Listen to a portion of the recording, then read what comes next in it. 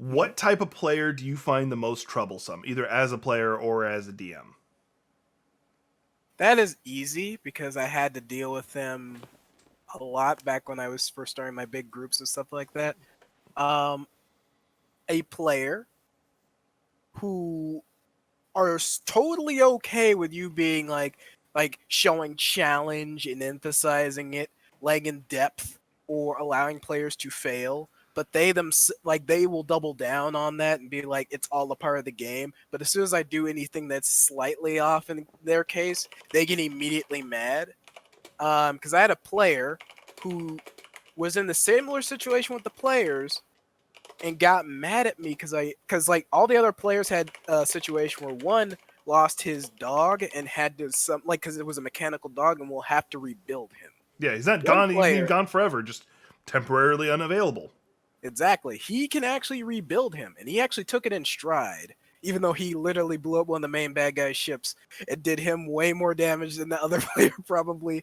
The player did more damage to that NPC more than the bad guy did to him. And one other guy was literally like his rolls were garbage, and he was laughing the entire time. The other player, I had to take away one of his objects because he was imprisoned with all the other players who had their weapons and stuff taken. And he got shady Again, as hell about it. no, he picked up his character sheet and tore it in half and said, "I want to go home." Dude, I've played with 6 year olds in the game. That sounded horrible. In games that who were much more mature about that. Like I've had a little cousin I was teaching to play, and they're like, "Oh, my character died. Yeah, does that mean I get to make another one, or am I out of the game forever? You get to make a new one. Oh, cool. Can I be a unicorn? I don't have stats for a unicorn, but we'll figure something out. Yeah, like I'm a GM who will work. You've seen how I GM. I honestly will work with you, and it's not like he didn't give me that permission. Hell, he had a different character who was like back when he was first playing with me, his first character, and he made him out to be this big character. But not only did he say that he was more than okay with his character dying, but he actually kept coming to me to say he wanted his character to die, and but he wanted him to go out in a battle. So I make this awesome NPC that is basically like one of the main antagonists right now in my Sunday group. He is like the NPC they fear because Yeah, statistically I made him hard to battle.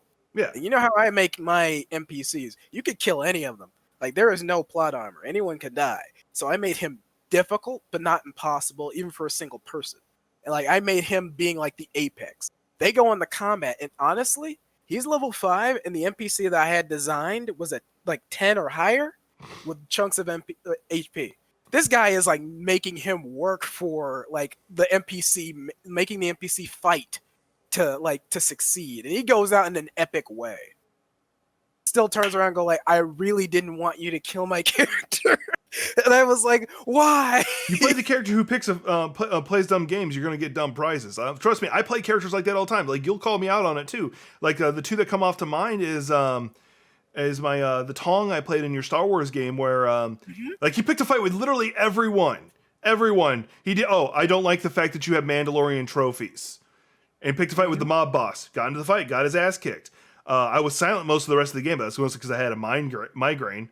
And then the other one was one of the games that we first met. I was playing the bird barbarian guy, and it was like there's literally the god of death in the road. I pick a fight with him, and the DM's like, he'll probably kill you, and I'll make a new character. He looks like he'll be a fun fight. Um, but yeah, for my quick answer on that one is the player that I really am not a fan of the most is the unresponsive one. Like I can understand like if the player is unresponsive this session, but if it's consistently they're only reactive to anything, um, like period. Like if I have to constantly pry you to get you to do something, that really irks me because then I'm pretty much the burden of the storytelling and advancing the story is entirely on me. I don't mind if we have like 3 players who are constantly combating over to like which way to pull the party. I love that. That's fun. I can play with that. But if you have like especially a whole party of players who are like, I'm just here. I'm not doing it. Like that gets on me. Like one player, cool. But the more that are in there kind of gets me. Hang on. Players that are more interested in screwing around with the group or the DM than having fun alongside everyone. I can't stand people who forget that it's a team effort and not their chance to act out all their stuff they can't get away with IRL. Yeah, I could kind of agree with that. Yeah, Like definitely. people that see themselves as the main characters and everyone as a side, and not letting anyone else get a time to shine to be themselves.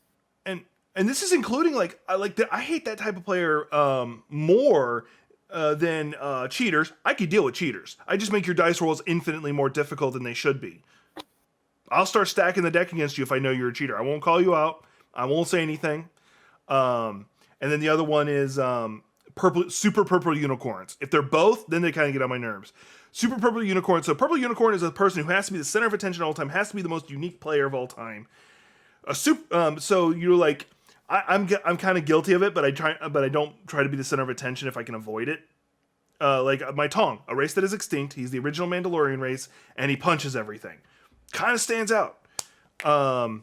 With the I just popped my knuckles, and so I kind of do the purple unicorn route a little bit there, obviously, but the super purple unicorn route is especially when they cheat, which is where they're like, okay, I have max stats on everything, every skill you can possibly know. I not only know how to do, but I know it better than you.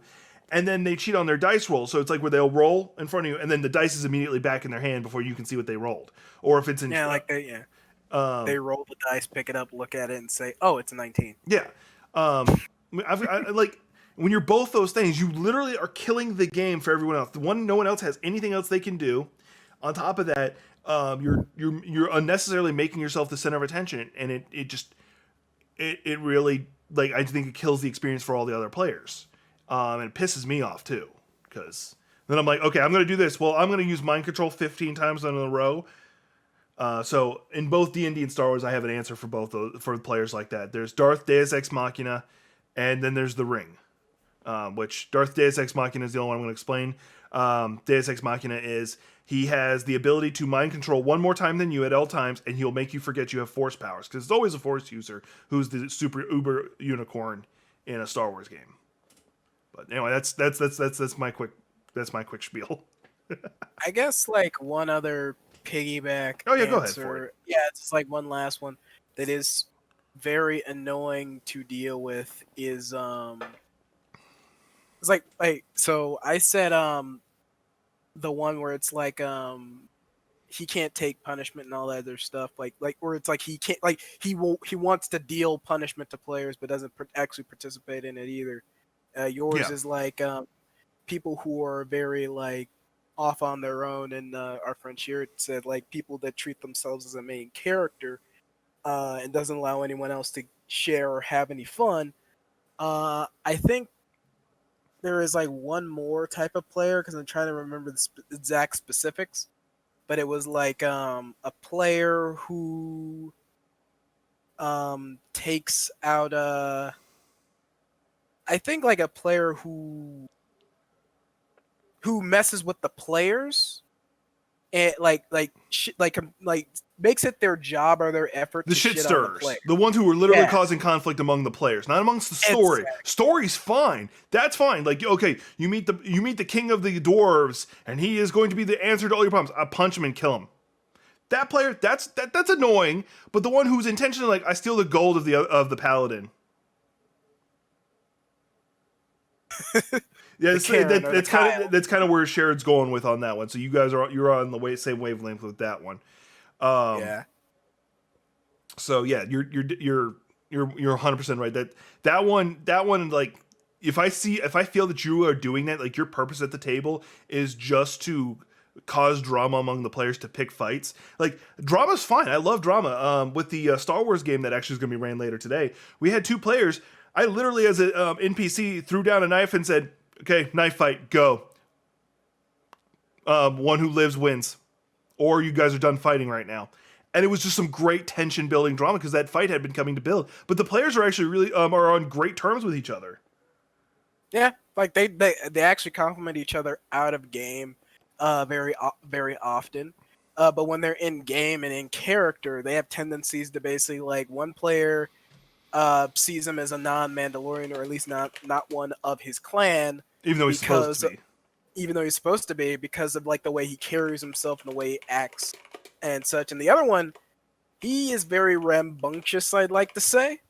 Very like Meets an Imperial Inquisitor, basically a Sith who works for the Empire. Picks a fight with him immediately. Wants an honorable duel between them. He's playing the Imperial Inquisitor, by the way. Coolwalker is. yeah, and it's like literally like it's like I'm gonna introduce my character by literally declaring a fight with the one with the one guy you probably shouldn't start a fight with, at least right now. Yeah, an Imperial Inquisitor literally has the ability to go, you are unloyal to the Empire. You are to be executed immediately by my hand. Snaps your head. They have the full authority in the Empire to do that. And thankfully, Coolwalker here has been really mature about it and hasn't played that way. But that's the campaign. Actually, I have to run later today, but that's another conversation. It's gonna be a lot of fun because they're about to hit a lot of drama.